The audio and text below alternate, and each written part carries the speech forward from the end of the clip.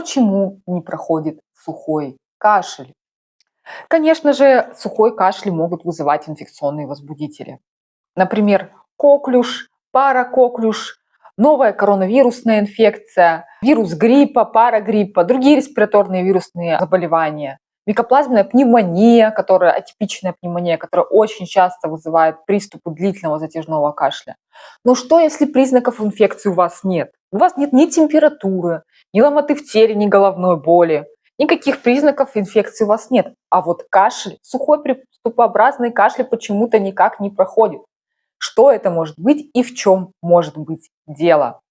Первая самая частая причина – это гастроэзофагеальная рефлюксная болезнь, когда кислое содержимое желудка выбрасывается в пищевод, из пищевода выбрасывается в дыхательные пути, раздражает дыхательные пути и возникают приступы сухого кашля. Чаще всего это связано с принятием горизонтального положения, потому что именно тогда происходит этот заброс, и, соответственно, провоцируется приемом продуктов, которые способствуют забросу кислоты. Это кофе, томаты, специи, алкоголь, газировки и так далее.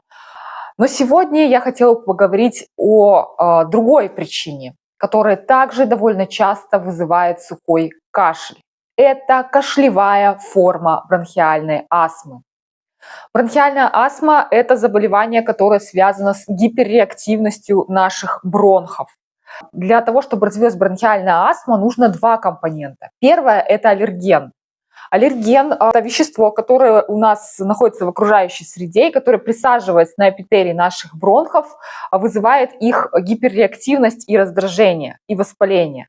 Второе, собственно, это сама предрасположенность бронхов к этой гиперреактивности и к этому гиперраздражению.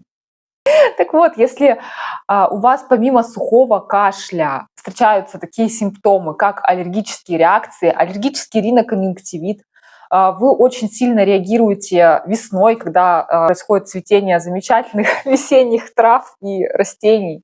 Реагируете на кота или песика, которые соседский или ваш собственный. В общем, если вы четко определяете связь с каким-то аллергеном, либо в анамнезе у вас какие-то множественные аллергические реакции, кожные сыпи, аллергический риноконъюнктивит и так далее, понимаете, что это может быть бронхиальная астма. А как сухой кашель при астме возникает, как от него избавиться и подтвердить диагноз, что это действительно бронхиальная астма, смотрите в следующем ролике.